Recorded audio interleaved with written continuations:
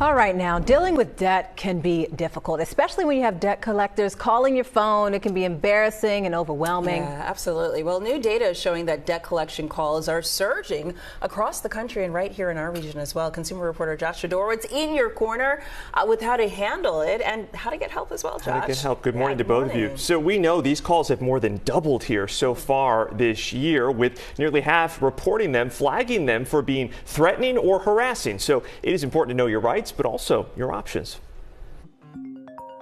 They came pretty frequently. Monica Fisher says the calls from debt collectors started when she could no longer afford to pay her credit cards. You know, I can pay when I can. That's what, I would tell them and then hang up. Just, feeling so stressed out, so overwhelmed. The teacher and Delco mom of two racked up more than $16,000 in debt on cards she said were carrying 27% interest rates. I'm getting, all the kids' things, clothes, some toys, groceries for sure. How easy it just put it on the card. As credit card debt nationwide nears a record $1.2 trillion, debt collector calls are surging. FTC complaint data analyzed by Numbers Barn shows consumers reported more than 112,000 debt collection calls in the first quarter of this year. That's a 150% increase over 2024. Nearly half said the calls were harassing or threatening. You do have rights as a consumer. Thomas Nitzsche is with the nonprofit credit counseling agency Money Management International. He says you have the right to ask a collector to stop calling you at work or during a time that's inconvenient. Collectors have to operate under the Fair Debt Collection Practices Act, which essentially just means that you can't be called in the middle of the night. They can't just show up at your workplace or on your doorstep.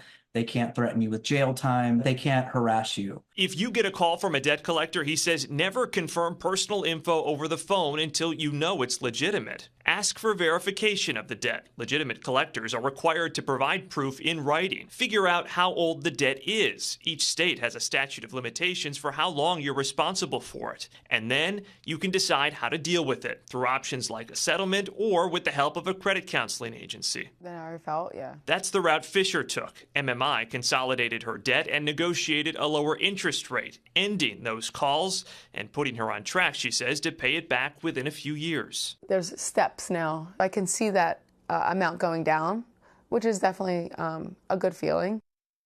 Yeah, they took her interest rate from 27% down to 10%, making a big difference for her. You can find a link under this story right now to the National Foundation for Credit Counseling, which will help you find a reputable credit counselor near you if you need one. So some important questions to ask if you get those calls, but also important to know, don't ignore them either. That is not a viable option. It doesn't just go away. It will not just go away. Yeah. No. As they say, the first step is to acknowledge it. Acknowledge it, and then make a plan to deal with it. Pay it off. All right. Thank you, Josh. Thank you, Josh.